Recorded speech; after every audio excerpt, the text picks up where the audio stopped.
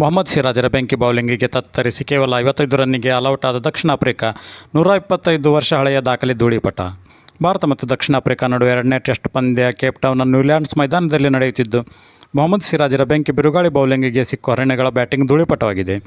ಭಾರತ ವಿರುದ್ಧ ಮೊದಲ ಟೆಸ್ಟ್ ಪಂದ್ಯದಲ್ಲಿ ಭರ್ಜರಿ ಗೆಲುವು ಸಾಧಿಸಿದ ದಕ್ಷಿಣ ಆಫ್ರಿಕಾ ಎರಡನೇ ಟೆಸ್ಟ್ ಪಂದ್ಯದಲ್ಲಿ ಟಾಸ್ ಗೆದ್ದು ಬ್ಯಾಟಿಂಗ್ ಆಯ್ಕೆ ಮಾಡಿಕೊಂಡಿತು.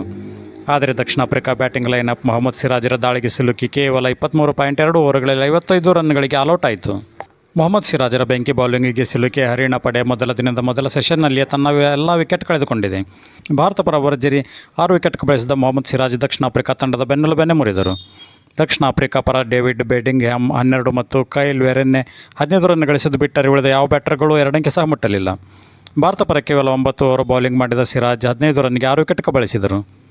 ಸಿರಾಜರಿಗೆ ಉತ್ತಮ ಜೊತೆ ನೀಡಿದ ಜಸ್ಪ್ರೀತ್ ಬುಮ್ರಾ ಮತ್ತು ಮುಖೇಶ್ ಕುಮಾರ್ ತಲಾ 2 ವಿಕೆಟ್ ಕಬಳಿಸಿದರು. ಭಾರತದ ವಿರುದ್ಧ ದಕ್ಷಿಣ ಆಫ್ರಿಕಾ ಅತ್ಯಂತ ಕಡಿಮೆ ಟೆಸ್ಟ್ ಮೊತ್ತ ಗಳಿಸಿದ ಕಳಪೆ ದಾಖಲೆ ಬರೆಯಿತು. ಕಳೆದ 125 ವರ್ಷಗಳಲ್ಲಿ ಇದೇ ಮೊದಲ ಸಲ ದಕ್ಷಿಣ ಆಫ್ರಿಕಾ ಅತ್ಯಂತ ಕಡಿಮೆ ಸ್ಕೋರ್ ಗಳಿಸಿದೆ. ಭಾರತದ ಮೊಹಮ್ಮದ್ ಸಿರಾಜ್ ಟೆಸ್ಟ್ ಪಂದ್ಯದ ಮೊದಲ ಸೆಷನ್ನಲ್ಲಿ 6 ವಿಕೆಟ್ ಪಡೆದ ಮೊದಲ ಭಾರತೀಯ ಆಟಗಾರ ಎಂಬ ದಾಖಲೆಗೆ ಪಾತ್ರರಾದರು. ನೀವಿನ್ನೂ ನಮ್ಮ ಚಾನಲ್ ಸಬ್ಸ್ಕ್ರೈಬ್ ಮಾಡಿಲ್ಲ ಅಂದರೆ ಈಗಲೇ ನಮ್ಮ ಚಾನಲ್ ಸಬ್ಸ್ಕ್ರೈಬ್ ಮಾಡಿ, ನೋಟಿಫಿಕೇಷನ್ಗಾಗಿ ಪಕ್ಕದಲ್ಲಿರುವ ಬೆಲ್ ಬಟನ್ ಪ್ರೆಸ್ ಮಾಡಿ.